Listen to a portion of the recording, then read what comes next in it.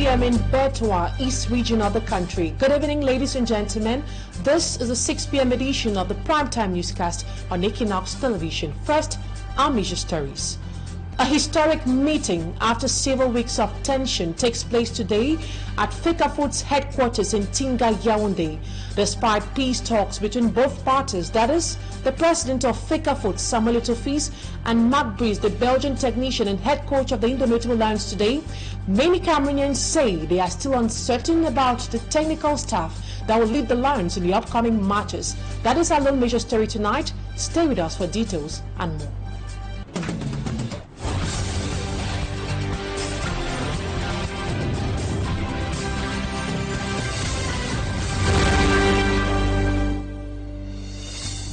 Thank you so much for choosing Equinoxe Television to get yourself informed about national and international news. For presentation, I am Immaculate Fogwe. We'll begin this edition of the news with our sports page. Samuel Etofis and Mark Breeze make peace after both men separated in anger on Tuesday. Samuel Eto'o, during a press conference, promised to accompany Mark Breeze, giving him all the necessary support for him to succeed as head coach of the Indomitable Lions. In the forthcoming report, Smart Jikangebo comes back to the meeting between Fecafoot's president Samuel Etofis and Mark Breeze, the Belgian technician, who is equally the head coach of the Indomitable Lions. His report. For the first time, Samuel Etofis and Mark Breeze sit close to each other since the arrival of the Belgian tactician to Cameroon. It was at the conference room of the Cameroon Football Federation, Fecafoot, that both men met to make peace after both had a heated exchange of words on Tuesday. Samuel Etofis reassures Mark Breeze. Amongst your friends, maybe amongst the last persons who will be by your side, I will be among, because our destinies are linked. If our national team wins, I won't be disturbed. If we don't win, it will be difficult for me to pay salaries. Talking about the task that awaits Mark Breeze, Samuel Etofis says it's not going to be a bed of roses for him in Cameroon. You should know that your mission isn't an easy one, notwithstanding your experience and quality, but we shall be there to support you. The meeting between Fecafoot's president and Mark Breeze came on the heels of a preparatory meeting which held at the Ministry of Sports and Physical Education on Wednesday, where Sports Minister Chief Professor Narcisse Mwelekombi urged Fecafoot to work closely with Mark Breeze. The meeting between Samuel Etofis and Mark Breeze this Thursday will definitely bring to an end the 2-month-old tug-of-war between Fecafoot and MINSERP, and attention on the upcoming matches of the Indomitable Lions on June 8th against Cape Verde in Yaoundé and June 11th against Angola. The Palancras Negras of Angola, the future opponents of the Indomitable Lions, are already 1 week old in their training camp. And amidst a host of recent crises relating to the higher management of state affairs in Cameroon, Cameroonians have been accustomed to some phrases recurrent on releases and communiques from the Presidency of the Republic of Cameroon. Considering the controversies surrounding the public perception of this method of governance, some political and civil society actors in Cameroon say it should be abolished. One of such statements is on the high instructions of the head of state. Femi Armstrong Sander gives us details. The high instructions of the head of state, on the high accord of the head of state, on the high directives of the head of state. These are the phrases which are now at the center of controversies in Cameroon. While some question the veracity and the origin of this form of governance now recurrent in the country, the Alliance of Progressive Force National President Cyril Sambaka says it dates far back in Cameroon. Les hautes instructions du chef de l'État ne datent pas d'aujourd'hui. He says the problem today rather lies on how it is being used. to civil society actor Dr. Aristide Monod, the governance on high instructions from the head of state casts doubt and raises questions on the physical capacity of the President of the Republic of Cameroon. He wonders if the President still has his capacities to comprehend, assess, and provide suitable solutions to the critical state issues faced by the country today. Diverging opinions that further complicates the essence and the strength of the high instructions in Cameroon. Cyril Sambaka thinks the method should simply be abolished because to him it has created more problems than resolved in Cameroon. Devait être arrêtée parce que les hautes institutions créent plus de problèmes que ça. To others, the many problems faced by the country, running from unemployment, poverty to insecurity and inequalities, have dampened public perception of the high instructions method. They therefore suggest the holding of an inclusive social dialogue, frank and guided by progressive forces for an effective development in Cameroon.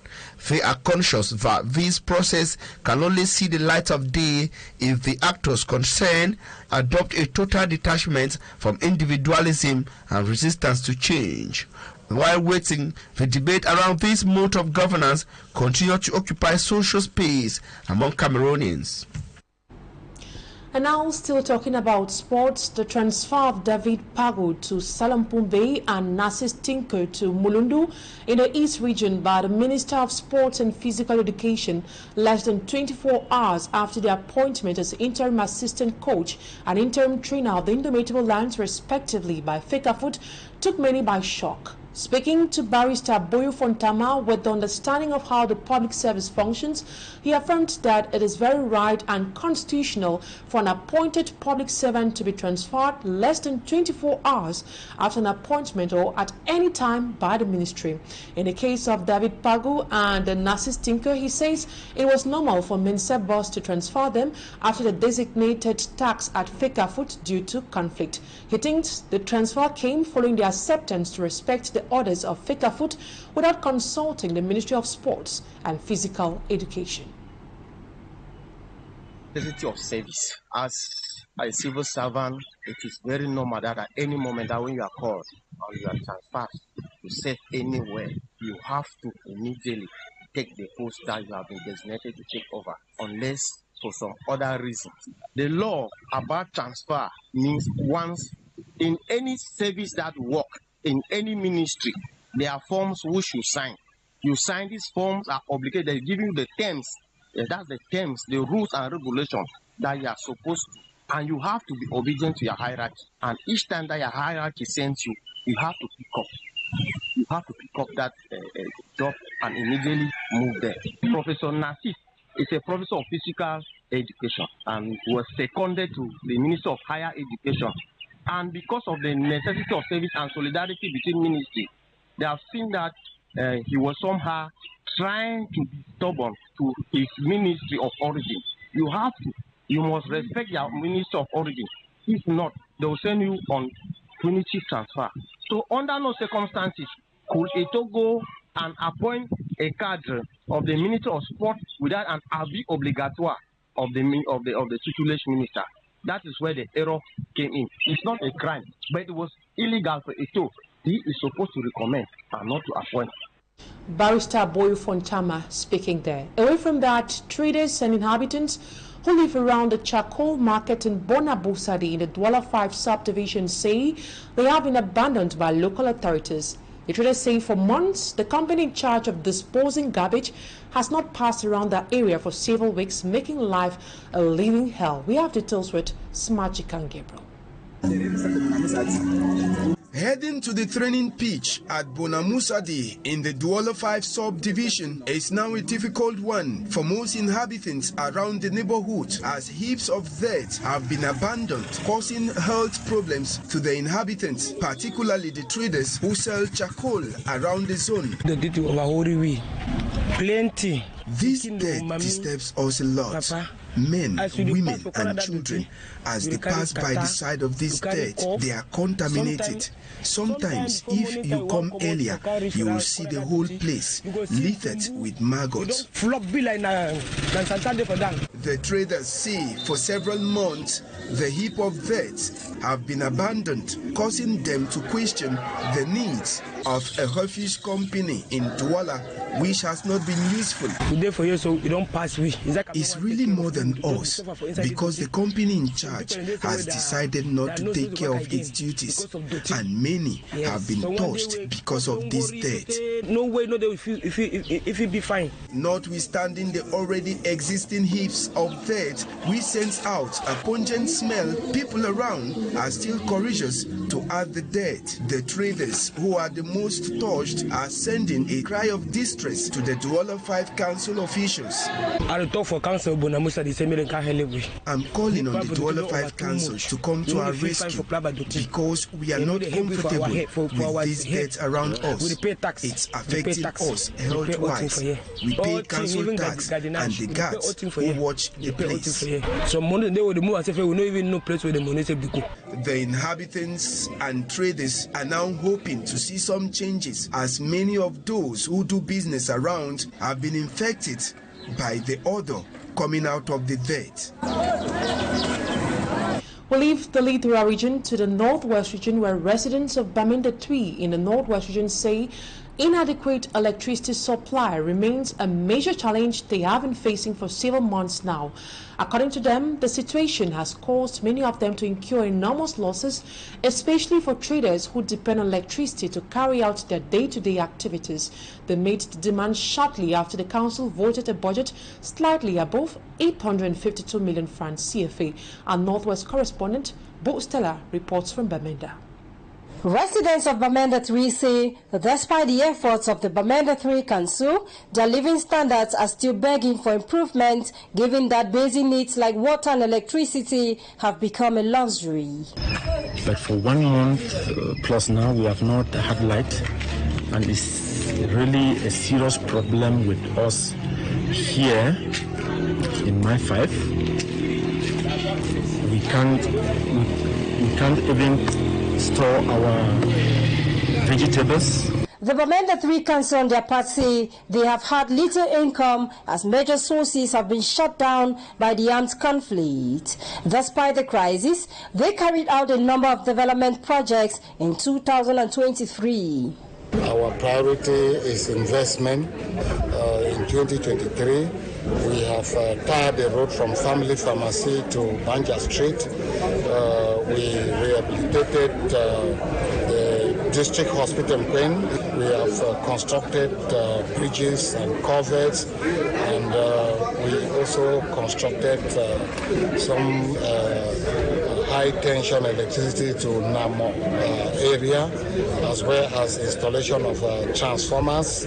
Despite the strides made so far, the population are still begging for more. I really plead with the powers that be to come to our rescue and see what they can do to help us rescue this situation of light.